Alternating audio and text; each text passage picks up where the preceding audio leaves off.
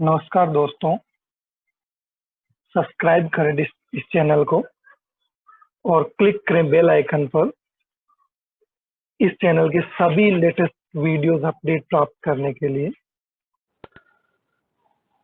तो आज का हमारा टॉपिक रहेगा नेस्टेड डेटा रिकॉर्ड्स। पिछले लेक्चर में हमने फ्लैट डेटा रिकॉर्ड्स को डिस्कस किया था, किस प्रकार से हम जो सिंगल लिस्ट पेज होते हैं जो फ्लैट डेटा के रूप में रिप्रेजेंट करते हैं, तो उनको किस प्रकार से हम डॉम ट्री के अंदर कन्वर्ट करते हैं और डेटा को एक्सट्रैक्ट करते हैं। आज हम नेस्टेड की बात करेंगे। नेस्टेड डेटा रिकॉर्ड्स को हम किस प्रकार से एक्सट्रैक्ट कर सकते हैं, किस प्रकार से हम पैटर्न डिजाइनिंग करेंगे, उस पैटर्न के अकॉर्डिंग किस प्रकार से जो टेम्पलेट्स पेजेस के होते हैं उन टेम्पलेट्स को मैच करेंगे और देन हम उन डेटा को एक्सट्रैक्ट करेंगे। ठीक है, क्योंकि प्रत्येक वेब पेज को अलग से ट्रीट करना थोड़ा सा मुश्किल होता है, और अगर हम उसको एक पैटर्न डिसाइड कर लेते हैं पहले और उस पैटर्न के अकॉर्डिंग अगर हम डेटा को एक्सट्रैक्ट करते हैं तो उससे इजीली डेटा को एक्सट्रैक्ट किया जा सकता है। तो सबसे पहले तो नेस्टेड डेटा रिकॉर्ड्स क्या होते हैं उनके बारे में हम डिस्कस करते हैं। एक्सट्रैक्शन गिवन ए लिस्ट नेस्टेड डेटा रिकॉर्ड्स। तो नेस्टेड डेटा रिकॉर्ड्स की अगर हम बात करें तो देखो, नेस्टेड डेटा रिकॉर्ड्स यहाँ पे mainly we now deal with the most general case nested data records। तो मैंने पिछले लेक्चर के अंदर भी आपको बताया था कि नेस्टेड डेटा रिकॉर्ड्स मेनली किस टाइप के डेटा रिकॉर्ड्स होते हैं। ये इस टाइप की लिस्ट होती है जिसके अंदर जो लिस्ट मेनली होती है तो उनके अंदर भी लिस्ट अवेलेबल होती है। किसी लिस्ट की पर्टिकुलर एक एंट्री के अंदर अगर दूसरी लिस्ट अवेलेबल हो देन हम इस टाइप की लिस्ट्स को नेस्टेड लिस्ट बोलते हैं, नेस्टेड रिकॉर्ड्स बोलते हैं। ठीक है, इस टाइप के कुछ अरेंजमेंट्स हो सकते हैं। ठीक है, और मे बी जो सब लिस्ट है उसकी भी सब लिस्ट हो सकती है ना। इस टाइप के कुछ अरेंजमेंट्स हम यहाँ पे देख सकते हैं। Problem with the previous method यानी कि फ्लैट डेटा वाले की अगर हम बात करें तो उसके अंदर क्या इश्यू था, mainly not suitable for nested records. यानी पिछला जो मेथड हमने डेटा एक्सट्रैक्शन का पढ़ा था वो केवल फ्लैट डेटा के लिए था, वहां पे नेस्टेड डेटा के लिए वो वर्क नहीं करेगा। ठीक है, जैसे हमने ये देखा था extract data from data records. Okay, हाँ, तो यहाँ पे अप्रोचेज मेनली क्या यूज की थी, मल्टीपल स्ट्रिंग अलाइनमेंट। ठीक है, और हमने यूज किया था मल्टीपल ट्री अलाइनमेंट। ठीक है, तो ये दोनों ही मेनली यहाँ पे जो नेस्टेड डेटा है उसके लिए सुटेबल नहीं है।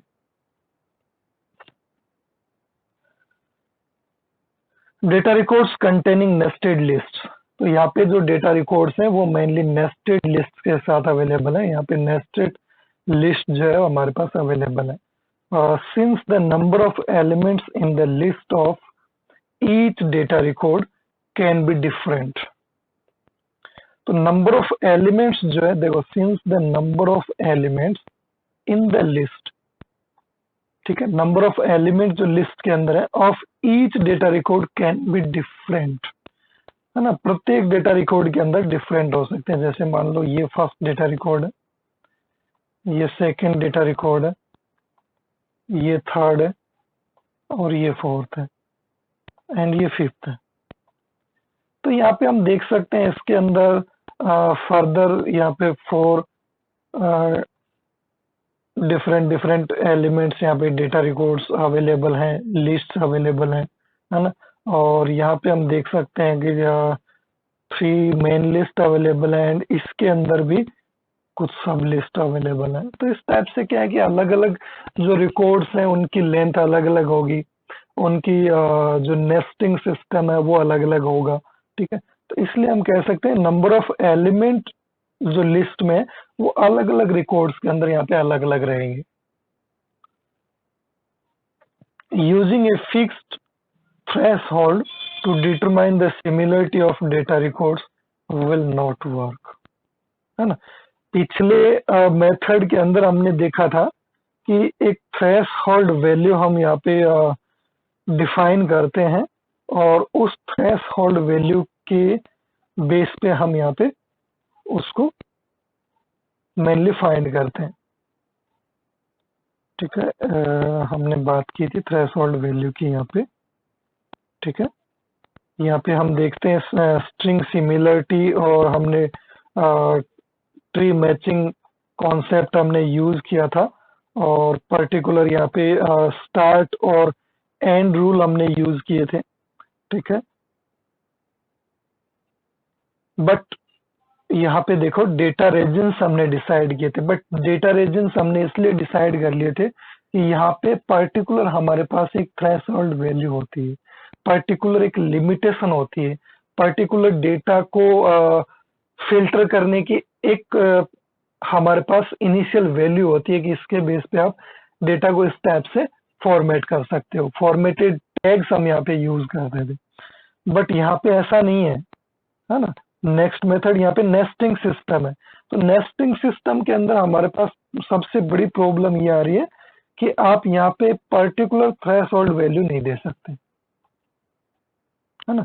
वहां पे पर्टिकुलर थ्रेशोल्ड वैल्यू थी कि कम से कम इतना तो होना ही चाहिए, है ना, या इतने से कम नहीं होना चाहिए। ठीक है, तो इस टाइप की एक लिमिटेशन थी, एक थ्रेशोल्ड वैल्यू थी हमारे पास।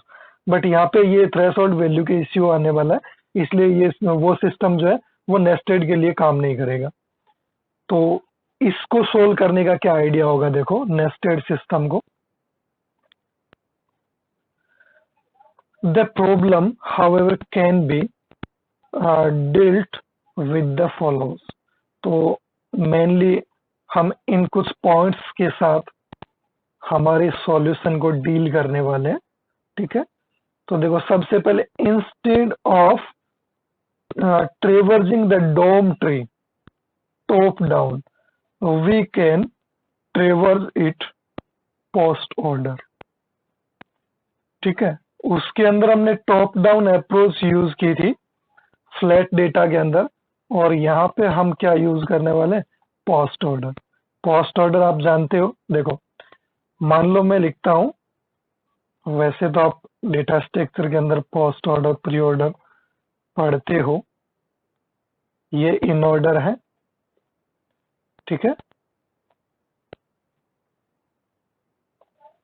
पहले मैं स्ट्रिंग की बात करता हूं, ये पोस्ट ऑर्डर है और ये इन प्री ऑर्डर है।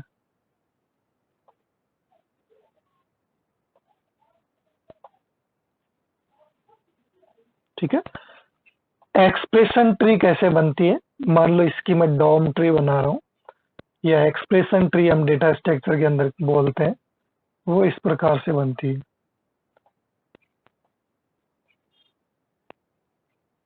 अब pre order post order in order किस पे डिफाइन करते हैं, वे ऑफ ट्रेवर्सिंग पे, है ना। अभी तक हमने जो किया था वो एक्चुअली हमने कौन सी अप्रोच यूज की थी, टॉप डाउन अप्रोच की थी, यानी यहां से यहां तक हमने एक्सेस किया था। इट मींस सबसे पहले हमने प्लस को एग्जीक्यूट किया, फिर ए को, फिर बी को, यानी हमने प्री ऑर्डर को फॉलो किया था। किसमें, फ्लैट डेटा के अंदर। बट यहाँ पे हम पोस्ट ऑर्डर को फॉलो करने वाले हैं। इट मींस पहले हम ए को ट्रेवर्स करेंगे, देन ए से हम बी पे जाएंगे, और देन बी से हम कहा जाएंगे, प्लस पे जाएंगे, है ना। यही पोस्ट ऑर्डर ये बता रहा है। इट मींस डायरेक्टली हम कौन से अप्रोच यूज करने वाले हैं, बॉटम अप अप्रोच यूज करने वाले हैं इसके अंदर। ठीक है, तो सिंपल सा फर्स्ट स्टेटमेंट का मीनिंग हमने समझ लिया। देन सेकंड स्टेटमेंट देखो क्या है, this ensures that nested list at lower levels, है ना, nested list at lower levels, इसको मैं अंडरलाइन कर देता हूं।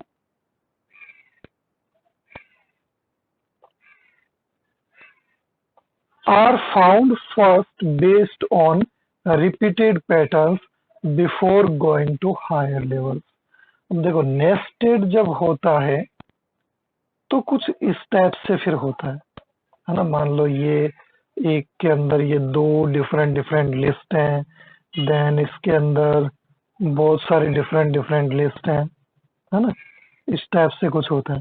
तो अगर पहले हम इनको एक्सेस करेंगे और फिर हम इसके पेरेंट को एक्सेस करेंगे, है ना, फिर हम इसके पेरेंट को एक्सेस करेंगे, ठीक है। Nested list are lower levels, यानी नेस्टेड जो सिस्टम होगा वो लोअर लेवल्स पे होगा, ठीक है। आर फाउंड फर्स्ट, उनको हम फर्स्ट पहले प्रोसेस करेंगे बेस्ड ऑन रिपीटेड पैटर्न्स। किसके बेस पे? रिपीटेड पैटर्न्स के बेस पे। ध्यान रखना, वहां हम सिंगल पैटर्न यूज कर रहे थे या हम रिपीटेड पैटर्न्स यूज करेंगे before going to higher level. Higher levels पे जाने से पहले जो भी हमारे लीफ नोड के रूप में जो नेस्टेड लिस्ट अवेलेबल है लोअर लेवल्स पे, उनको हम रिपीटेड पैटर्न्स के द्वारा यहाँ पे सोल्व करेंगे, एक्सट्रैक्ट करेंगे। When A nested list is found, जैसे हम नेस्टेड लिस्ट को यहाँ पे ढूंढ लेते हैं, है ना, इस स्टेटमेंट के प्रोसेसिंग की हेल्प से, its records are collapsed to produce a single template. तो इनके रिकॉर्ड्स को यहाँ पे एक सिंगल टेम्पलेट के रूप में यहाँ पे बना दिया जाता है, यानी जो भी नेस्टेड लिस्ट हमें फाइंड होती है, ठीक है, उस नेस्टेड लिस्ट को यहाँ पे एक टेम्पलेट दे दिया जाता है, यानी उसको एक टेम्पलेट बना के हम छोड़ देते हैं ताकि उसको दोबारा से हमें पूरा प्रोसेस ना करना पड़े। जो भी लिस्ट नहीं होगी उसको हम उस टेम्पलेट के साथ कंपेयर करेंगे, अगर वो उस टेम्पलेट से मैच करेगा देन उस डेटा को हम सिमिलर मान लेंगे, अदरवाइज नहीं मानेंगे, सीधी सी बात है ना। हम एक टेम्पलेट बना के छोड़ देंगे। मैं ये कहूं कि आप ये बताओ मेरे को कि ये जो 9 है, या मैं नहीं जानता कि ये 9 है, ये दोनों सिंबल पता नहीं मुझे क्या है, क्या ये दोनों एक जैसे हैं? जी, आपने सिंबल को देख के बता सकते हैं कि ये एक जैसे हैं, है ना। तो ये क्या है? ये एक 9 का टेम्पलेट है, ये 9 का एक सिंबल है, ठीक है, और ये सिंबल सेम इस सिंबल के जैसा है ना। तो यहाँ पे कितना आसान हो गया कंपेयर करना। और अगर यहाँ पे आप इस 9 को इस प्रकार से रिप्रेजेंट करो, 1 2 3 4 5 6 7 8 9, ठीक है, और इधर मैं दूसरा 9 बना देता हूँ। यहाँ भी 9 लाइन्स में यहाँ पे ड्रॉ करता हूँ, 6 7 8 9। अब मैं पूछूं क्या दोनों बराबर हैं? चीज तो एक ही है। तो अब हमें थोड़ा टाइम लगेगा कंपेयर करने में। क्यों? क्योंकि हम पहले इसको काउंट करेंगे और फिर इसको काउंट करेंगे। अगर नंबर ऑफ लाइंस बराबर आएंगे तो हम कहेंगे कि ये इक्वल है। तो यही सेम चीज यहाँ पे है ना। अगर आप पर्टिकुलर लिस्ट को बार बार चेक करोगे तो आपको इसकी तरह टाइम लगने वाला है, और आप इसको टेम्पलेट बना के और एक सिंबल दे देते हो कि अच्छा ये तो 9 है,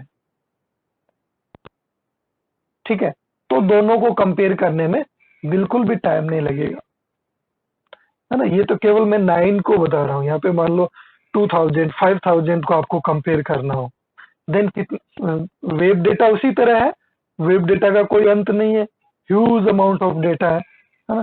तो यहाँ पे मैं 5000 लाइंस ड्रॉ करके और आपसे पूछता हूँ कि ये दोनों नंबर इक्वल है क्या नहीं है, तो आपको कितना टाइम लगेगा दोनों को कंपेयर करने में, है ना, कितना काउंट करना पड़ेगा आपको। तो सेम थिंग्स यहाँ पे। तो इसलिए हम यहाँ पे टेम्पलेट्स जो है वो पहले नेस्टेड लिस्ट को हम प्रोसेस करते हैं। जैसे हमें नेस्टेड लिस्ट मिल जाती है कि अच्छा ये लिस्ट है, इसके अंडर में ये लिस्ट है, इसके अंडर में ये सब लिस्ट है, तो उसका हम पर्टिकुलर एक टेम्पलेट बना के छोड़ देते हैं ताकि नेक्स्ट जब हम उसको कंपेयर करेंगे तो उस पैटर्न से नेक्स्ट पेजेस को हम कंपेयर कर लेंगे। This template replaces the list of nested data records, है ना। ये जैसे ही आपने टेम्पलेट बनाया तो वो टेम्पलेट इसको रिप्लेस कर देगा। अब इसकी जगह हम आगे क्या यूज करेंगे, इसको यूज करेंगे 9 को। ये 9 टाइम्स हम लाइंस को यूज नहीं करने वाले। ठीक है, टेम्पलेट से हमने रिप्लेस कर दिया लिस्ट को, नेस्टेड लिस्ट को। तो अब हमारे पास क्या है, हमारे पास एक चीज आ गई है। तो अब डायरेक्ट ये भी फ्लैट की तरह काम करेगा, है ना। अब ये भी किसकी तरह काम करेगा, फ्लैट की तरह काम करेगा, क्योंकि हमने मेनली टेम्पलेट फाइंड कर लिया। तो इसमें हमें थोड़ा सा एक्स्ट्रा काम करना पड़ा नेस्टेड लिस्ट को फाइंड करने के लिए, इसलिए हम पहले बॉटम से स्टार्ट करते हैं। पहले हम नेस्टेड लिस्ट को फाइंड करेंगे, उसको टेम्पलेट में कन्वर्ट करेंगे, देन हम हायर लेवल पे जाएंगे।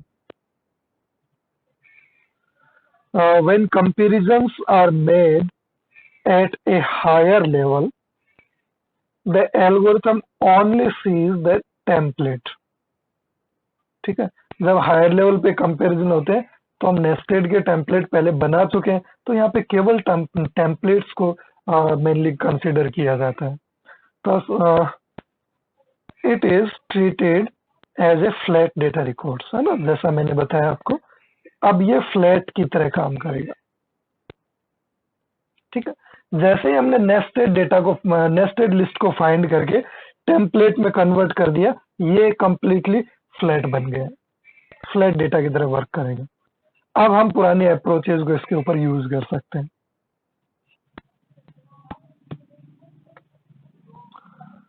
तो यहाँ पे हम एक एल्गोरिथम यूज करते हैं इसके लिए, नेट एल्गोरिथम। ठीक है, तो जिसको हम इम्प्लीमेंट करके और मेनली हम डेटा को एक्सट्रैक्ट कर सकते हैं। तो ये तो हमारा फर्स्ट पार्ट है जो कि मेनली नेस्टेड लिस्ट को फाइंड करेगा, और ये फिर हमारा फ्लैट की तरह वर्क करेगा, है ना। मैच एल्गोरिथम जो आपने फ्लैट के लिए यूज की थी, पीओपी आप यूज कर सकते हो, क्योंकि ये काम होने के बाद तो आप जस्ट फ्लैट की तरह इसको कंसिडर करोगे, तो इसके बाद आप उसको यूज कर सकते हो मैच एल्गोरिथम को, कोई दिक्कत नहीं। तो ये तो हम ऑलरेडी डिस्कस कर ही चुके हैं। It performs tree matching on child sub tree of node and template generation, है ना। ये टेम्पलेट जनरेशन का काम करेगी मेनली। इसमें ये आपका थ्रेशोल्ड वैल्यू को रिप्रेजेंट कर रहा है, ये सिंबल जो भी हमने यूज किया है यहाँ पे। ठीक है, for match of two trees to be considered sufficiently similar. तो यहाँ पे देखो, हम एग्जांपल को एक बार देखते हैं। आपका रूट नोड है P, एंड यहाँ पे T1, N1, N2, N3, N4, T2, ठीक है, N5, N6, N7, N8, N9। ठीक है, यहाँ पे कुछ इस प्रकार से नोड्स रिप्रेजेंट किए गए, और फिर इनके सब नोड्स भी हैं। यहाँ पे T3, T4 है, यहाँ पे T5 है, T6, T7, और 4 का चाइल्ड जो है वो T8 है। अब यहाँ से हम देखेंगे, देखो सबसे पहले हम T1 को लेते हैं।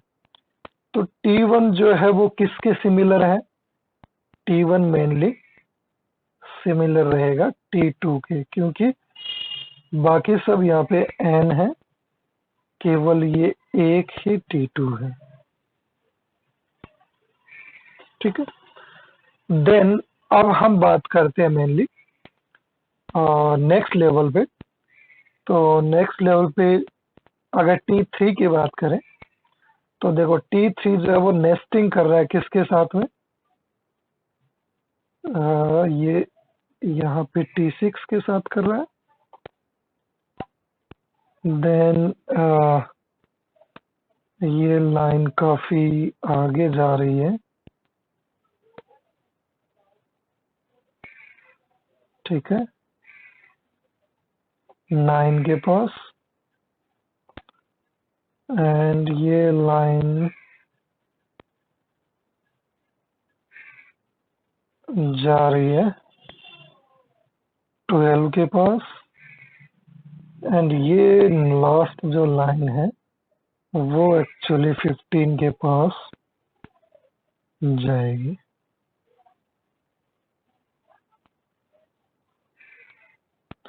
इट मीन्स यहाँ पे हमें एक पैटर्न मिल रहा है, देखो क्या, T3 से 6, 9, 12, 14, ठीक है। 4 से हम कहाँ जा रहे हैं, देखो 4 से हम जा रहे हैं 8 के पास, देन हम 4 से कहाँ जा रहे हैं 16 के पास, ठीक है। और इसी प्रकार 5 से हम देखेंगे तो यहाँ 5 से हम 7 के पास जा रहे हैं, ठीक है। 5 से 7 के पास जा रहे हैं, सॉरी 4 से 7 के पास जा रहे हैं, ये 4 से जा रहे हैं और ये 5 से जा रहे हैं। तो ये एक पर्टिकुलर पैटर्न जो है वो यहाँ पे बनेगा, ठीक है। फिर यहाँ पे 9 के बाद यहाँ 4 आएगा, यहाँ 5 आएगा, ठीक है। इसी प्रकार फिर यहाँ पे हमारा 4 आएगा और यहाँ पे 5 आ रहा है, ठीक है। और यहाँ पे हमारा 4 आ रहा है, ठीक है। तो आप देख सकते हो 3, 4, 5 तीनों लिस्ट के जो वो है वो मेन लिस्ट है। यहाँ पे मैं बना देता हूँ, ये T3 है, ठीक है। ये T4 है,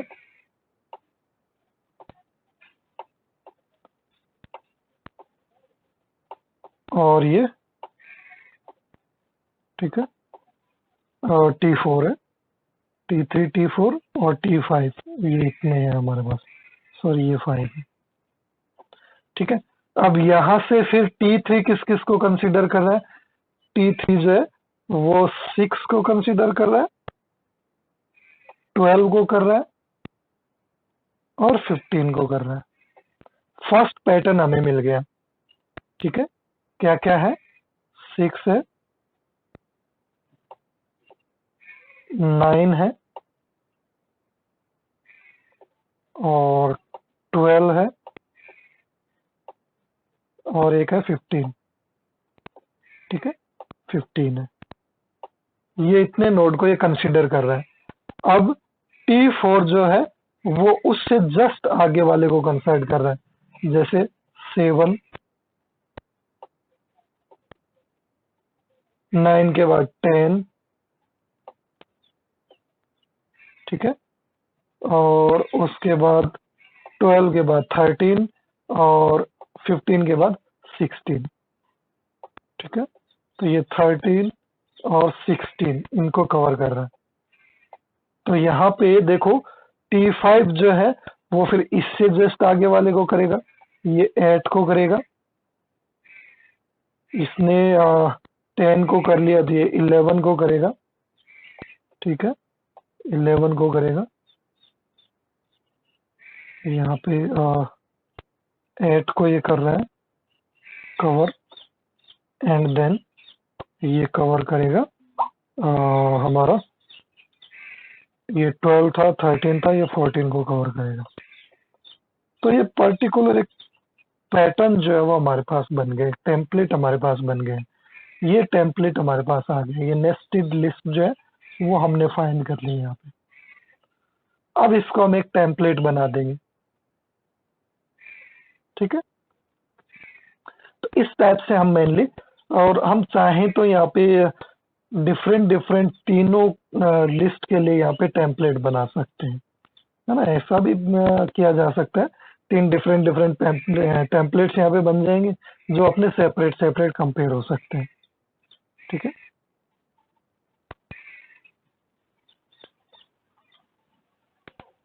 जेननोड टेम्पलेट,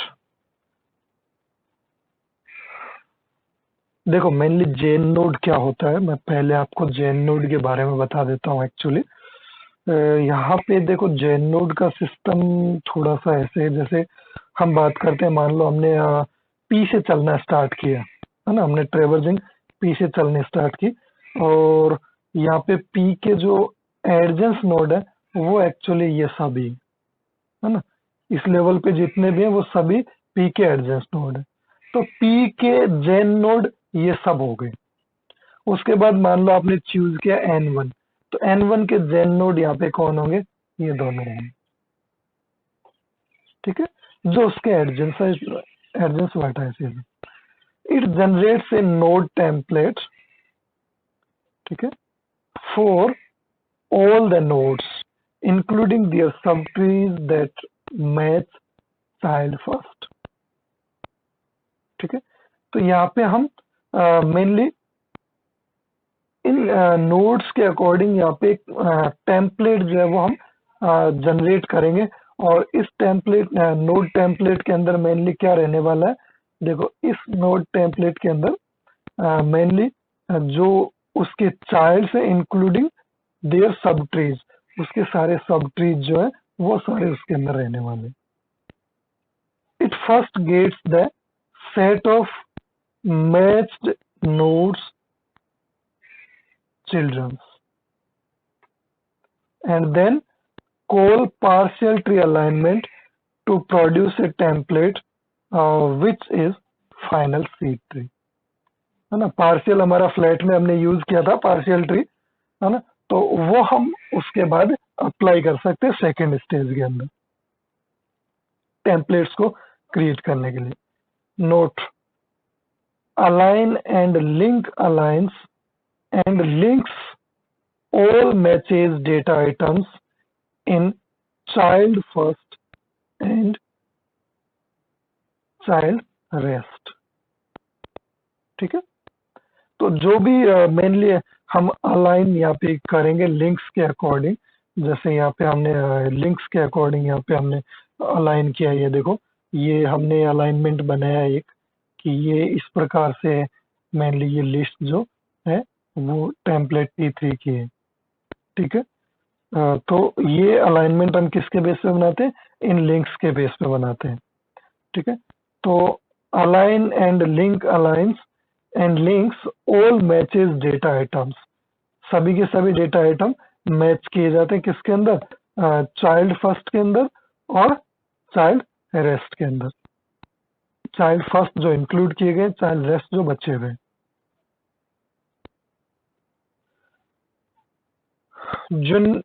जनरेट रिकॉर्ड पैटर्न्स, यहाँ पे हम रिकॉर्ड पैटर्न्स को जनरेट करेंगे।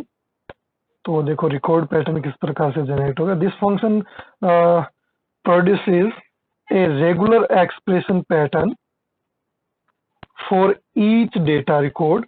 दिस इज सॉरी पहले फर्स्ट स्टेटमेंट को हम डिस्कस करते हैं। Function procedure a regular expression. ठीक है, तो मेनली जो फंक्शन है वो प्रोड्यूस करता है क्या, रेगुलर एक्सप्रेशन प्रोड्यूस करता है ना। रेगुलर एक्सप्रेशन वही एक्सप्रेशन है जो हम फाइनाइट स्टेट या फाइनाइट ऑटोमेटा पे एग्जीक्यूट कर सकते हैं, है ना। Pattern for each data record, यानी जितने भी डेटा रिकॉर्ड्स होते हैं उन डेटा रिकॉर्ड्स को किस में कन्वर्ट करती है, रेगुलर एक्सप्रेशन पैटर्न के अंदर कन्वर्ट करती है। This is a grammar induction problem. Mainly देखो रेगुलर एक्सप्रेशन को हम स्टडी करते हैं TOC के अंदर,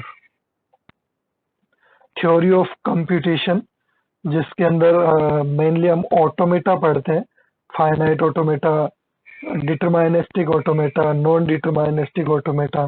तो यहाँ पे जो DF है डिटरमाइनिस्टिक ऑटोमेटा, वो मेनली रेगुलर एक्सप्रेशंस को एग्जीक्यूट करने का काम करता है ना।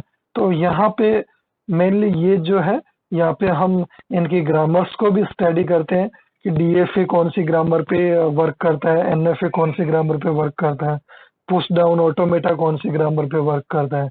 यहाँ पे कुछ ग्रामर्स होती है context free, context sensitive, recursive, enumerable, है ना। इस टाइप की डिफरेंट डिफरेंट ग्रामर्स जिसपे कंप्यूटर साइंस वर्क करती है, कंप्यूटर साइंस के कंप्यूटेशंस परफॉर्म होते हैं। तो मेनली उन ग्रामर्स को यहाँ पे स्टडी किया जाता है। तो ये जो प्रॉब्लम है वो मेनली ग्रामर इंडेक्शन प्रॉब्लम है। तो यहाँ पे हम complete theory of computer science को तो डिस्कस नहीं कर सकते, बट ये है कि जो ग्रामर्स मेनली वहाँ पे डिफाइन की गई है, उन ग्रामर्स के अकॉर्डिंग जो रेगुलर एक्सप्रेशन पैटर्न्स बनते हैं, उनको फिर according to computation, according to machine calculation वहाँ पे एग्जीक्यूट किया जाता है। Grammar induction in our context is to infer a regular expression given a finite set of positive, negative example string। जैसे मान लो मैं सिंपल सा यहाँ पे आपको बता देता हूँ कि एक स्टेट है P, एक स्टेट है Q, ठीक है। और मान लो यहाँ पे कुछ इस टाइप से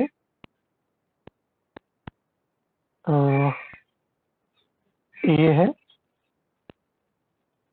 और इस टाइप से B है। ऑटोमेटा में हम इनिशियल स्टेट को एरो से रिप्रेजेंट करते हैं और फाइनल स्टेट को हम डबल राउंड से रिप्रेजेंट करते हैं। मान लो ये फाइनल स्टेट है, ये इनिशियल स्टेट है। तो इससे आप क्या क्या एक्सप्रेशन रिप्रेजेंट कर सकते हो? इससे आप ए बी बना सकते हो। क्या ए बी बना सकते हो? नहीं, ए बी ए बना सकते हो, क्योंकि आपको खत्म कहाँ करना है, यहाँ करना है। आपने यहाँ से शुरू किया, ए आया, इससे वापस गए, बी आया, अब वापस आपको ए लेना पड़ेगा तभी ये फिनिश होगा। तो आप इसे ए बी ए एक्सप्रेशन कर सकते हो, और चाहो तो केवल एक सिंगल ए भी आप कर सकते हो। यहाँ से आप यहाँ गए और यहाँ आप एंड कर सकते हो, ठीक है। तो इस प्रकार से हम इससे अलग अलग एक्सप्रेशन जनरेट कर सकते हैं। तो ये मेनली ऑटोमेटा मशीन्स होती है। आई थिंक आपने कभी कहीं एमसीए में आपके थ्योरी ऑफ कंप्यूटर साइंस आया भी होगा, थ्योरी ऑफ कंप्यूटेशन नहीं आया तो नेक्स्ट सेमेस्टर में आई थिंक आ जाए, है ना। तो आपके कहीं ना कहीं आप ये चीज पढ़ते हो। However, we only have a single positive example. Fortunately, structured data in web pages are usually highly regular, which enables heuristic methods to uh, generate simple regular expressions। तो यहाँ पे देखो मेनली ह्यूरिस्टिक की हमने बात की है। तो यहाँ पे जो डेटा होते हैं मेनली वेब पेजेस के अंदर, वो हाईली रेगुलर होते हैं, वो हमेशा बने रहते हैं डेटा मोस्टली, ठीक है। तो यहाँ पे हम ह्यूरिस्टिक मेथड को यूज करते हैं। देखो ह्यूरिस्टिक का मतलब होता है कि पहले से कुछ इंफॉर्मेशन अवेलेबल होना, ठीक है। जैसे मान लो ये आपके पास एक ग्राफ है ना, ये आपके पास एक ग्राफ है और यहाँ पे मेरे को पहुंचना है ना, ये ग्राफ है। अब यहाँ पे देखो, जब हम डीएफएस या बीएफएस टाइप के एल्गोरिथम हम यूज करते हैं, मान लो ये गोल स्टेट है आपका, यहाँ पहुंचना है और ये स्टार्ट है। तो डीएफएस बीएफएस वगैरह हम यूज करते हैं तो हम अकॉर्डिंग टू स्टैक और क्यू के अकॉर्डिंग चलते हैं। जैसे डीएफएस के अंदर हम स्टैक को यूज करते हैं और बीएफएस के अंदर हम क्यू को यूज करते हैं। तो जो हमें उसमें जो उसके अकॉर्डिंग जो नोड्स मिलते हैं, उस नोड के ऊपर हमें ट्रेवर्स करना पड़ता है ना। तो मे बी हम डेप्थ फर्स्ट सर्च हम अगर यूज करेंगे तो हो सकता है हम ये वाला पाथ यूज करें, है ना। अब मैं यहाँ पे डीएफएस और बीएफएस अप्लाई करके नहीं देखूंगा, क्योंकि वो आपको आता है, तो वो आप लोग अप्लाई करके देख सकते हो। तो बीएफएस कैसे चलता है? बीएफएस पहले इसको करेगा, फिर इसको करेगा, फिर इसको करेगा, फिर इसको एंड देन लास्ट में इसके पास पहुंचेगा, क्योंकि बीएफएस लेवल बाय लेवल चलता है ना।